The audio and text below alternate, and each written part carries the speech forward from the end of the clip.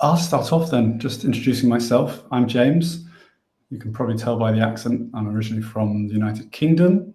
Pete is too, actually. And I joined Pete working at Behold at the beginning of 2024, so coming up to 2 years and some months. And my role here is more on the commercial side of things, so partnerships, finances, setting up live streams. That's me, but obviously I shouldn't do that in the future. And and before that, I started a number of technology startups, and one in the health space around physiotherapy, and also in nature education, which obviously is a good bridge to where we are now. There's a couple of other team members I just want to say hi to in the core team internally. That one is first is Andy. Andy is kind of a lifer in the hardware world. He's been working there for about 30 years, taking effectively drawings of electrical products for kind of people all the way through to actual products. So he brings a wealth of experience there, and originally a mechanical engineer, so that's brilliant for us. And then we've also got Chris, who is leads our engineering side of things. And Chris has kind of done a broad remit of things, but everything from kind of biodiversity companies, leading engineering teams there, to big kind of media, massive companies. And he's probably the most nature of us. He lives in a forest, actually, in the middle of nowhere, and so has this hybrid of engineering on the software cloud side, and also the nature side as well. I would say that please start entering questions in the chat already. We will do a little bit more introduction, show the product a bit more about Pete, but do that and we'll just collate those and we'll come back to the questions soon to answer them.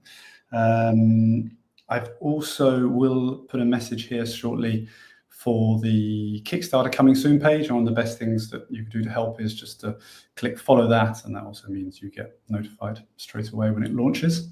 I'll do that shortly. I'll hand over to you, Pete. Nice. Thank you, James. Yeah, so my name's Pete, and I'm also one of the co-founders of Behold. I'm the guy that's probably ended up in your inbox several times over the last month or so. I'll share a little bit about my background and the formation of Behold, and then show you a bit of product, and then allow space for some questions. So as you can tell also by my accent, I'm originally from the UK as well, but now live in Denmark. I've been in Denmark for 15 years now. And my background is design and technology. Spent about 20 years in various early stage tech companies, helping grow design teams and products as well. But when it comes to Behold, it's actually something that is quite personal for me, that started many years ago. In fact, I think it was post-Corona, when me and my wife decided that, hey, we didn't want to live in a city apartment anymore. We wanted our own space with a garden, because during Corona, at least in Denmark, we were pretty trapped in lockdown. So we did. After Corona, me and my wife escaped Copenhagen and bought a house outside the city. And it didn't take long for me to be curious about that garden space, about what was living around here. I'd see signs. Maybe there'd be a little trail through some shrubs. There's a hole in the fence with a little bit of fur trapped on it, and you could see that was very warm. All the apples on the ground around the apple tree were all eaten up. Being a bit of a tech nerd that I am, I decided to figure out what was doing all this stuff in my garden with technology. And this was back in 2021, and I had naively assumed that someone would have made an awesome little product that I could just put out in my garden, and it would record animals, and it would send the videos to my phone, and it would be super simple. But there wasn't. I ended up on the internet in various different hunting stores, searching for these things called trail cameras, which I'm sure a lot of you know, but there's also people I meet on a daily basis who have no idea what a trail camera is. I've actually got one here. So some of you will be very familiar with these types of things. I ended up browsing pages and pages and pages and pages of these very similar looking little boxes, all touting very similar specifications, and I didn't really know what I was looking at, and I ended up buying a few and putting them out in the garden to try and understand what was coming. And during that time, I found these devices quite strange and clunky and cumbersome and a bit like a relic from the past. Very much designed for forests and hunting and big remote spaces, but nothing really felt designed for my garden or my backyard and the space I have here. So yeah, I basically found lots of problems with these cameras and got very frustrated. So I do what most people do, and I was like, okay, I'm not going to buy any more of those. I'm gonna sit here and wait for someone to solve it. Someone must make something better soon, a device that feels more like a smart home device than one of these trail cameras. And so I waited and I waited and I waited, and nobody built something better. So yeah, so here we are now, me trying to build this product that kind of fulfills that dream of this super simple little camera I can put outside. So I'm actually really excited to show you guys a little bit about what we're doing here today and introduce you to the Behold Cam-1, which I have here in my hands. Obviously not the final production thing, but a model of how the actual camera is going to look. And I'll talk you through a little bit more about it, but please fire away with questions as well.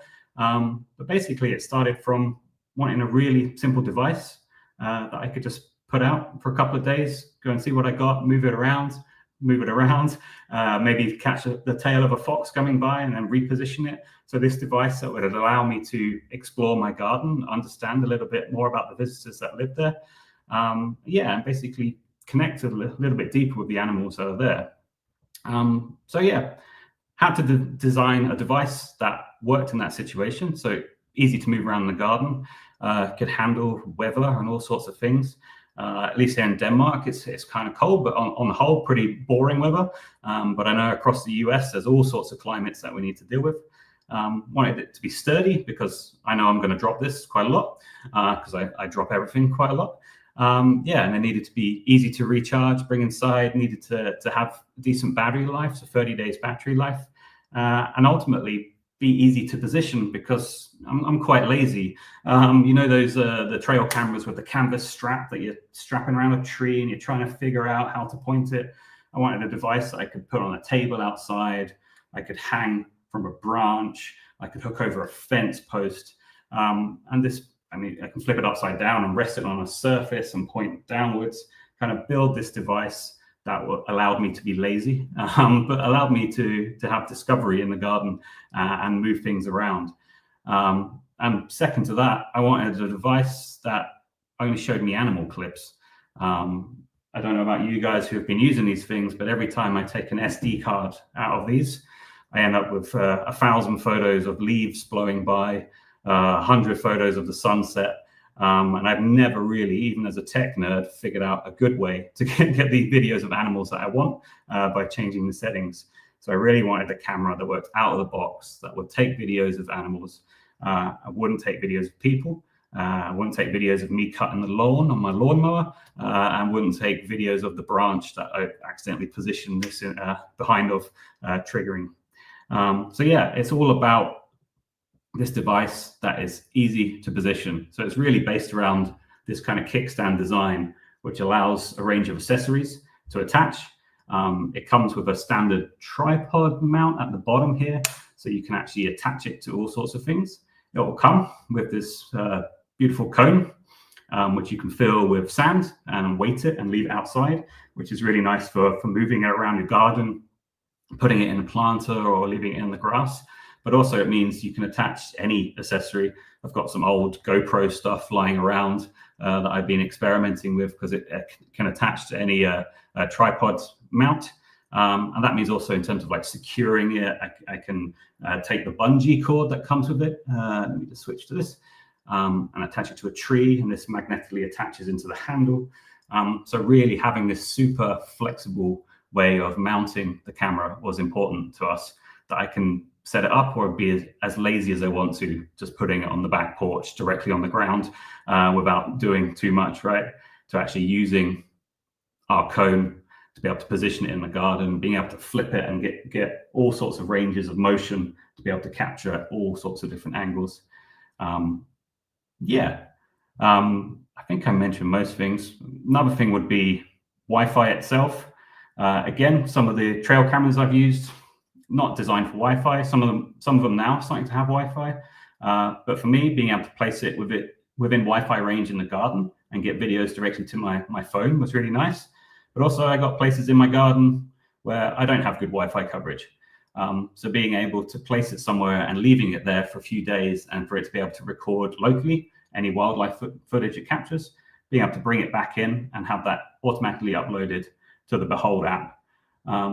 Yeah, so I think I can share a little bit more about what it does and why we've taken some decisions there. I think ones that often come up for us are the color.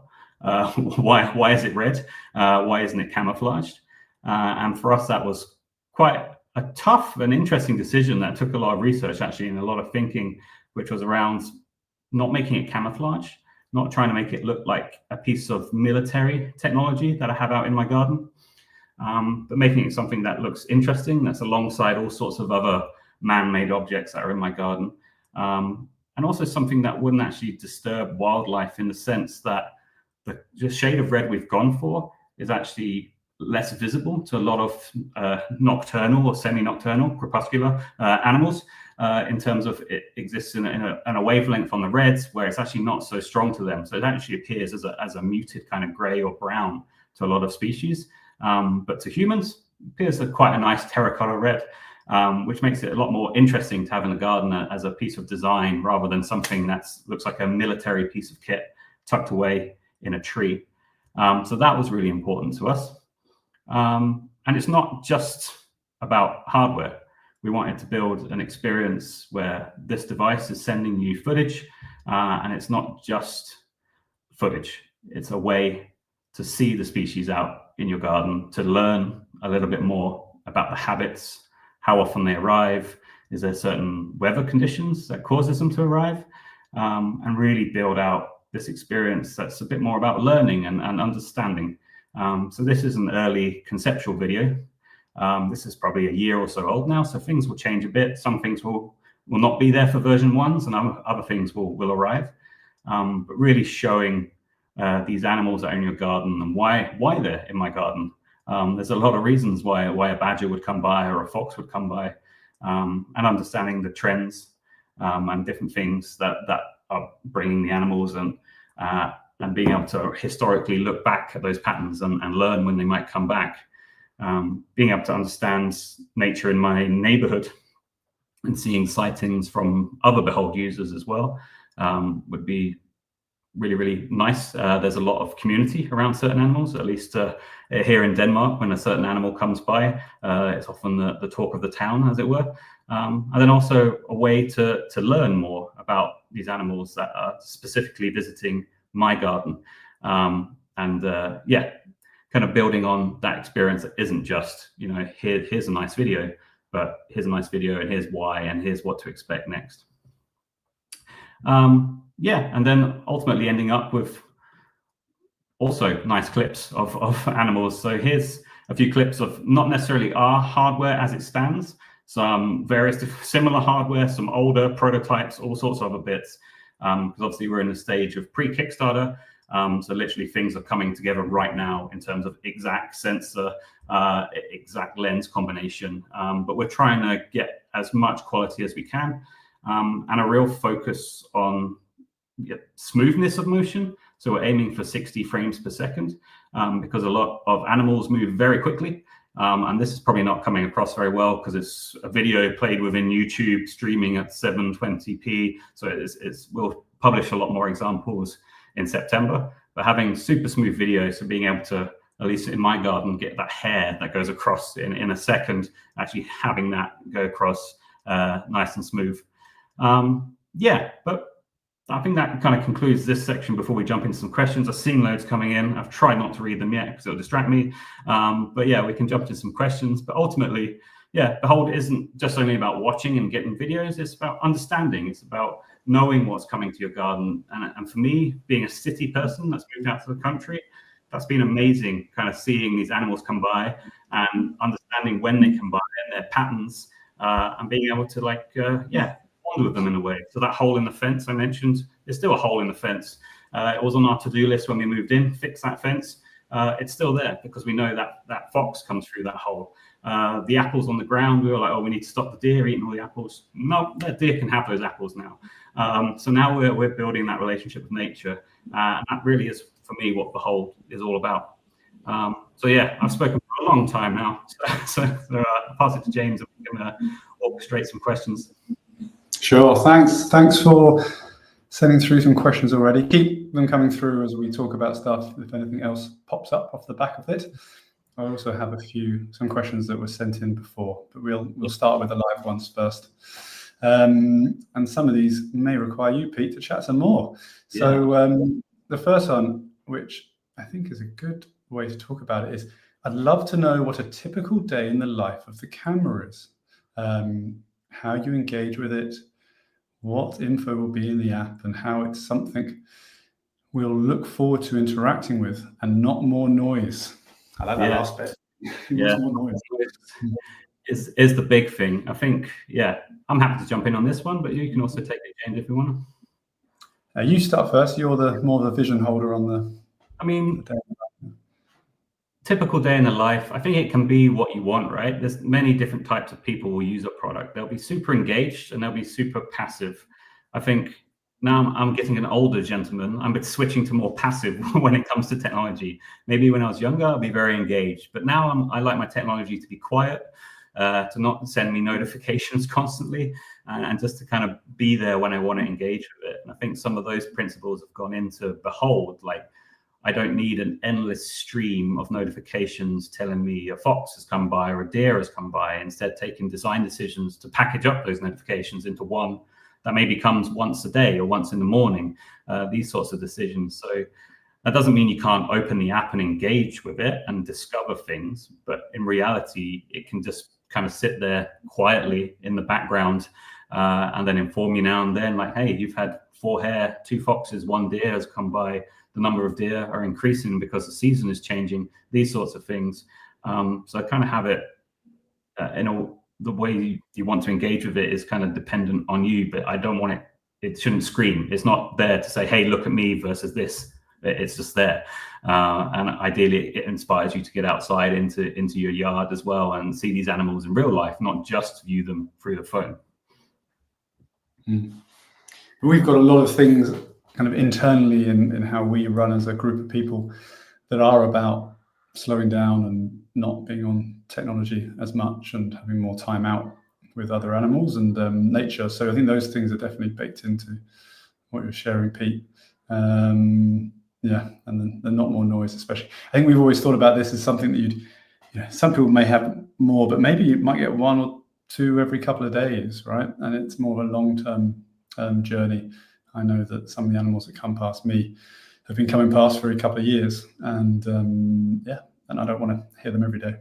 So it's a bit of an option, and there are some options planned that you can turn things off, right? So, for example, if you've got pets, you can turn those things off so it's not always coming up. I will go to another question. Mounting options. You did touch on them. I don't know if this came through before, but there was a lot that we shared. So let's talk about the mounting options. Yeah, I hopefully I answered some for you, Sam. But for me, it was about flexibility. So it was having the tripod and all those different options. I'll just do that thing again. That's some foxes. That's not the right video. Hopefully it's coming up now. I've seen the wrong video on mine. There we go. So having the flexibility in the device itself that you can just put it out and not really worry about stuff. But as I mentioned at the bottom there on the actual handle itself, there's a little tripod mount. So you can mount this. I don't think I've got one here. I've been using sometimes a little gorilla pod as well. Those ones that are a bit flexible to wrap it around branches, these sorts of things. But it also opens up a possibility for any third-party accessory, 3D printing your own thing. If the security is an issue in your area, 3D printing locking mechanisms or using third-party mechanisms, all sorts of stuff like that. Hopefully that covers your mounting question. And then we have a few which relates to your second part of the question about image quality. It's a tough question because how good is relative, right? We're going to say good, but we've taken a lot of decisions that go into it being good, better than trail cameras. But at the end of the day, the proof is going to be I mean, it's a saying in English. I can't remember if it translates, but the proof is in the pudding. So actually sharing videos and content with you guys for you to judge, because we can look at stuff like sensor size. But if you're into photography, you'll know that megapixels are one part of the puzzle. And there's all sorts of other parts that go into good quality footage. So for us, it is about taking technical decisions across the board that can help us fit our price point and also deliver really nice quality. So that is stuff like choosing glass lenses rather than the plastic ones you'll often find in these, and taking decisions around being 60 frames per second, which is not an increase in resolution, but is an increase in fluidity and motion. So when you view it on a modern smartphone like your iPhone, the motion is extremely smooth. So stuff like the fox's fur is much nicer than it is at 24 frames per second. So I imagine there'll be more questions about this, and we can answer loads more about this. But yeah, I think the best way to answer is how the video is to show you more videos. Okay. Does it record all the wind movements? One of the most annoying things we have with the ones we've tested before. Yeah. Current pet peeve. Yeah, that was the biggest one for me, to be honest, and one of the things that inspired me to try and solve it with different technology is going down to my old trail camera to get the SD card out, walking all the way back to my computer, putting the SD card in, waiting for it to spin up. I'm like, oh, I got 150 videos here, and then going through each one and just seeing the same branch just bobbing in front of the camera, and that was something that was really frustrating. It did make the one animal that you got in there really exciting, but on the whole, that was very frustrating. So actually, yeah, we've designed it so it doesn't pick up wind movement. It recognizes animals as it sees them, and people, and when there's an animal, it uploads that video to our service, and we run some other processing on it. We crop the video in that portrait format. We do some motion tracking, do a bit of color adjustment, and also like final species classification. So it is not just animal, it's a certain type of animal. And that obviously then cuts out any wind stuff in the process, because we identify that early on. So we don't want to bother you with a notification saying, hey, we have a new animal video, and it's just a branch. So yeah, that's been one of the big things we really want to solve. And it might not be perfect 100% of the time, but it's something we're working towards. And yeah, really want to make sure that we're not just getting noise. But the other thing that helps is battery, right? And lasting longer outside. So you don't have to keep charging it all the time, which is another problem we had with some of the stuff we tested. So that was like really important to us to make this as easy to kind of live with and not infuriating. So the next one is need some way to anchor to a fence or tripod. I think we've talked about that. We've got the kind of the hook arm that comes out, which is very good, and that is has it under tension. So it fixes well. And on the back of the device, we have well, you might know more how to describe it, Pete, the grip. Yeah. There's a bit of a silicone grip going on the back here to help with a bit of purchase on this side. But also, yeah, I mean, we've designed it to kind of survive a little bit. So I have a particularly kind of ungraceful wood pigeon that lives near here that lands on stuff and knocks things over. So also kind of catering for those cases. And sometimes I put it in a not great position where it could fall too far onto concrete, and that's obviously not ideal. So I think it's to be mindful. Obviously, there's stuff like bears and other things that we don't have here in Denmark, but they provide other challenges. So I think it's also, as you would with your current trail cameras, being a little bit mindful about where you place it. I don't think any camera is really going toe-to-toe with a bear and coming away fine. So I think being mindful about where you place it, and in terms of anchoring and these sorts of things, actually the supplied bungee cable that comes with it, I quite often use, maybe if it's in the hanging position here, I would use the bungee around the top here and double wrap it around a branch and these sorts of things. So kind of like, yeah, experiment a little bit with getting that perfect positioning. There's a nice bit of weight in the camera as well, and that base, which you can fill up with sand or water, really helps make it steadier. And we're doing a lot of testing on things like drops, because it is outside. It's meant to be knocked, and it's in your garden. It's going to be rained on and be hit by kids cycling around. I'm sure I've got 2 kids, so I know that'll happen. Okay.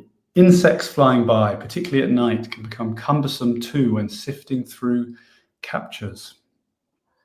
Yeah, I mean, in theory, the AI will recognize the insect as not necessarily an animal. We're not doing insect capture at the moment in terms of like trying to recognize insects and identify them. So in theory, it may trigger it initially as, oh, there's an animal, but on further processing, it will go, okay, that's not an animal I know about. That's not a fox or a deer or whatever. So actually, it won't actually end up on your phone. It will be filtered out before it reaches you. Does it detect the exact species of birds? Mm-hmm. So it can do some birds. It's probably not as specific as other bird feeding cameras that you've seen on the market. We do cover a range of birds, but probably not. There's some that cover like 18,000 birds or something like that. So at the moment, our models can handle about 2,000 species of animals, just over. And it has been recognizing birds here in Denmark, and mostly because of the positioning of the camera. It's a bit different to the feeder.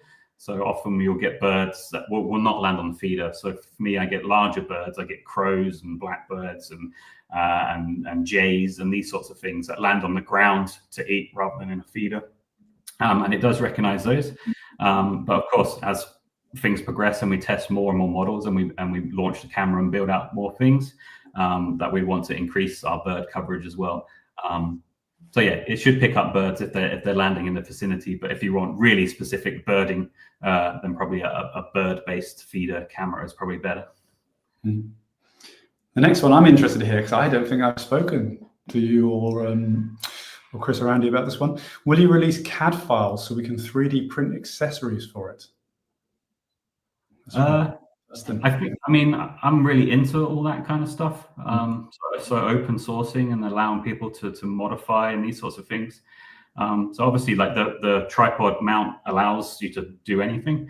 So I think it could make sense. So we don't have an exact strategy on it. We've got a long way to go in terms of building out the camera already. But I find all that stuff kind of fascinating. So I would be inclined to explore this, so people can build out custom enclosures and all sorts of other bits they might want to do. Yeah. And that was one reason we had the standard, screw tripod accessory, because we don't want to create more stuff in the world when there's lots of people have things or you can get it elsewhere. Okay. Does the app support multiple cameras simultaneously? Yes, it will do. Definitely.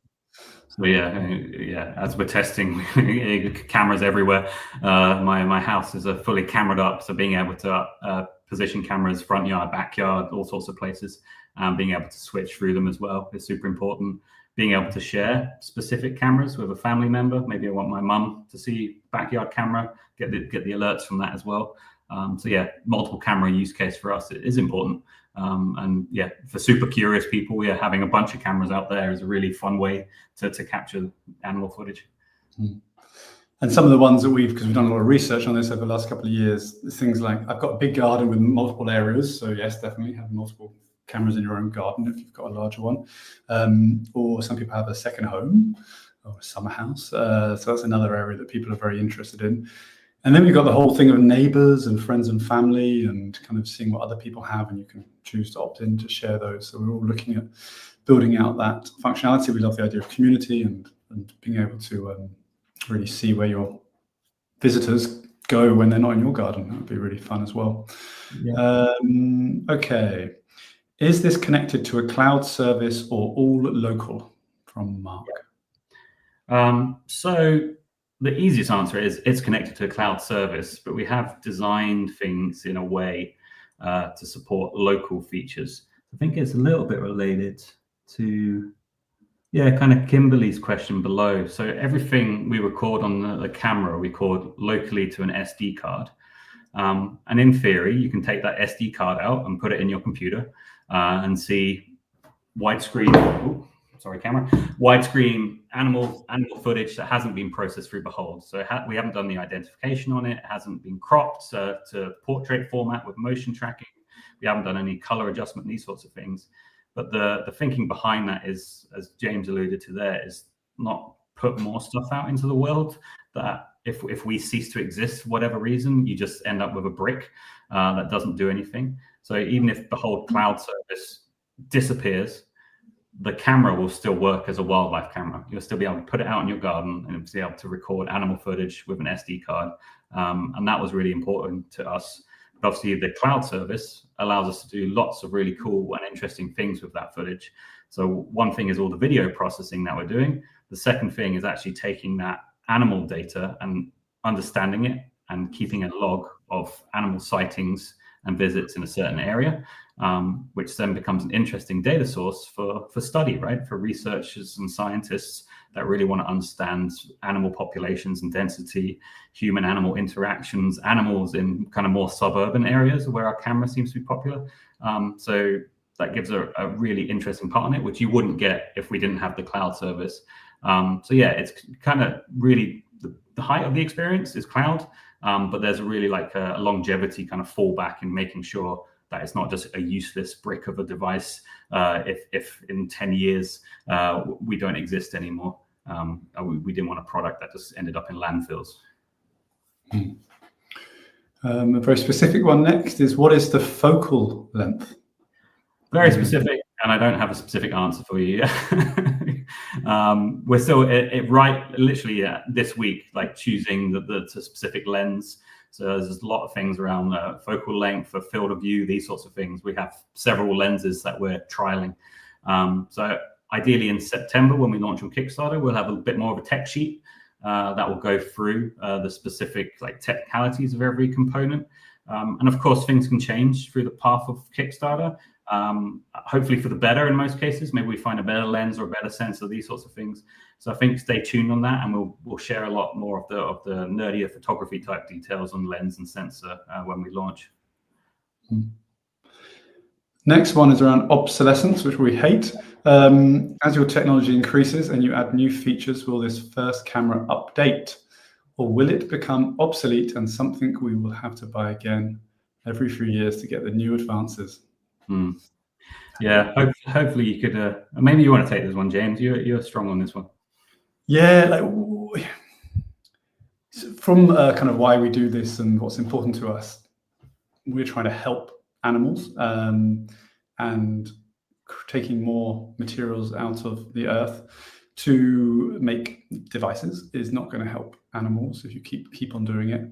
So it's something that has really been baked into our design process. We work with a kind of world-renowned design company called Pentagram, and longevity, lasting longer, support is really important to us. And so we want these things to last as long as possible. We'll be much prouder with someone running something for 10 years or more.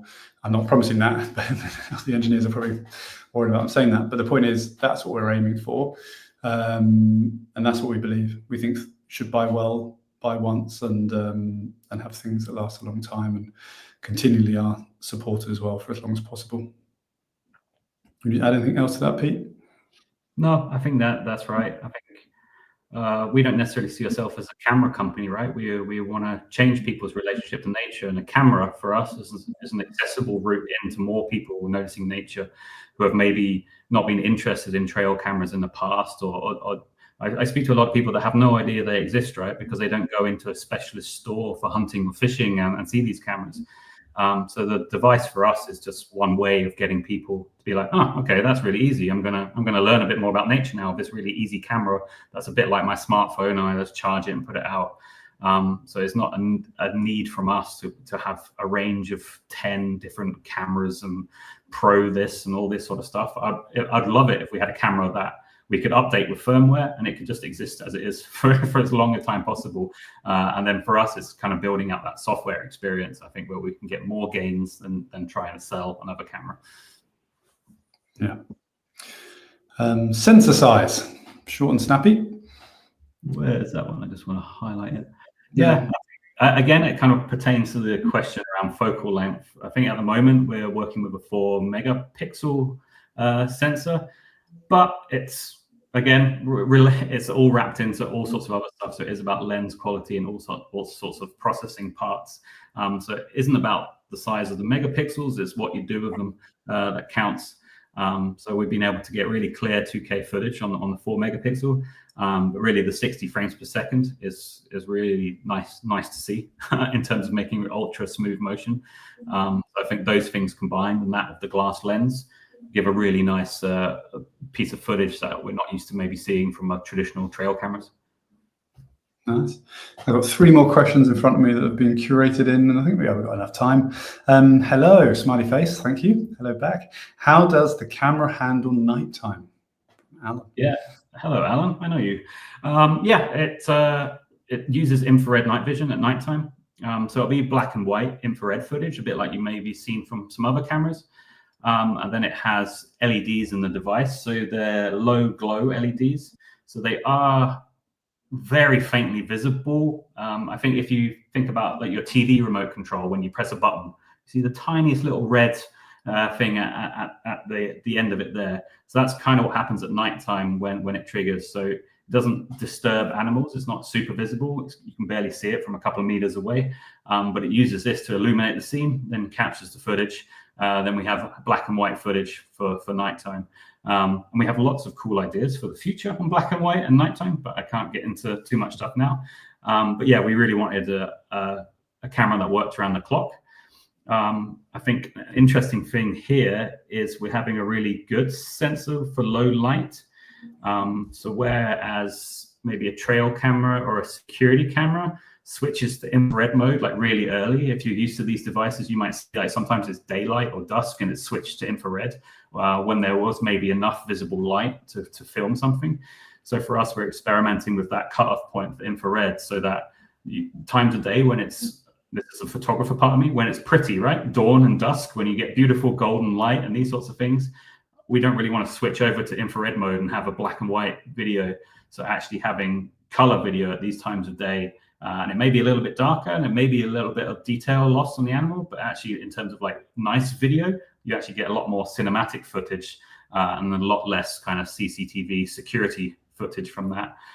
So again, we're making these little optimizations in the camera and the software around beautiful footage rather than just, checking a box that animal was here and we have a crystal clear, high contrast video of it. It's more, we have a beautiful video of a deer now walking past at sunset and it's orange and a beautiful light being cast. So a lot of thoughts going into that part. Does it record audio as well? Yeah, it does. I think that's an important part. It's again, adds to the cinematic feel, a little bit of a bird noise here and there. And I've had a few cheeky squirrels kind of pawing at the devices and just kind of hearing those little noises as well. Also add to the experience. So yeah, it does audio. Okay. When do you expect to release them for sale? I could take that. So the Kickstarter, I'll tell you the date. It'll come out on email in some days to you, but that's going to be Wednesday, the 3rd of September. Pretty sure it's going to run for the month of September, the campaign. And then after that, the current plans are that it's around about 9 months after the campaign finishes. So we're looking at next year in June to ship the cameras to you. And that's in time for summer. So seeing those animals that are there. So that's our current timeline. We will reconfirm that in the actual Kickstarter campaign because we're still working on some of those things. That's that. And then I saw another one, which I think we've got time for. A heart, thank you, Pamela. The conservation study aspect via information gathering and sharing, which we haven't mentioned too much, so I can show that one. Oh, we press it at the same time, Pete. Do you want to start this one? I mean, you can also take it if you want to, but I can share some more. Go for it. Yeah. So as I mentioned, I think looking into the data that conservationists and ecologists and scientists and all other ists are working with, there's a real lack of data when it comes to urban wildlife and suburban wildlife, and also less interesting species that are interesting to me, but to some scientists, apparently a fox in London is maybe not super exciting. But there really is a lack of data around these animals because of that. So actually being able to have cameras in people's gardens, and optionally, this is opt-in, you don't have to do this, but you can actually, every fox that comes by is counted, right? We know it's a fox, so we can say 12, 13, 54 fox sightings over the course of the month. Actually having that data centralized means that we can then share that with conservation organizations.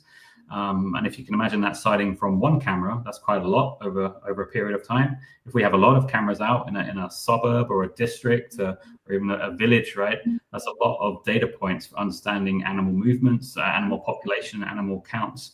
And that's a really interesting place to start in terms of, understanding a little bit more about what's around us, and understanding animal behaviors. So I think that's a part that's really exciting about this, is that you have a device that's maybe entertaining. It's nice to get a video of a fox. I still enjoy it, and I've been doing this for a long time. But there's a part of me as well. It's like, I'm going to keep my camera outside because I know it's now counting that fox. And that fox now counts towards something. Maybe it get used in a research project in a year's time or in a few months' time about foxes in urban spaces. So I think, there's a really nice citizen science part of this, which is being able to like invisibly and seamlessly contribute data that scientists are really lacking. Great. Okay, I'm just going to check. I think that's all the ones that we've been sent through. We've covered all those, and we should probably move on because we're getting towards 5 minutes too. So thanks, everyone. Thanks for sharing those. And I was going to say, I'll say a few things before we just wrap up and say goodbye. So firstly, we're on a Kickstarter. That's what's going to happen in September. In case you don't know what a Kickstarter is, it's a platform that allows kind of creators who haven't finished a product to really show what they've done and what they plan to do, and for people to back that product to make it a reality. And we create a campaign, and if we hit our target, then your backing support and funding will help us deliver on it. So that's the Kickstarter platform. Like I say, we are going to be going live on Wednesday, the 3rd of September. If you've already signed up on the waiting list or already a reserver, then you'll get a number of emails up until that date just to remind you and tell you more about how to do that process. If there's one thing you can do and you want to help out, then following us on our coming soon Kickstarter page is the best. That kind of shows Kickstarter and other people that there's support and momentum behind it. So that's very important to us. Next week, you will get an email with a kind of a launch checklist just to help you get ready for the 3rd, when we'll then send you a further email. If you're a reserver already, you will get a link to a secret VIP area, which gives you the kind of the biggest discount.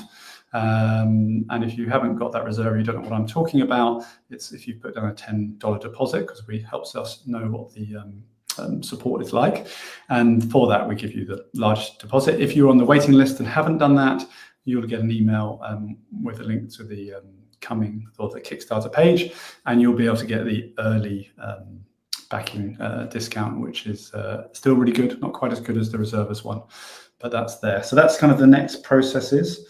And like I said, the way to support is to keep supporting us. Thanks very much for the messages.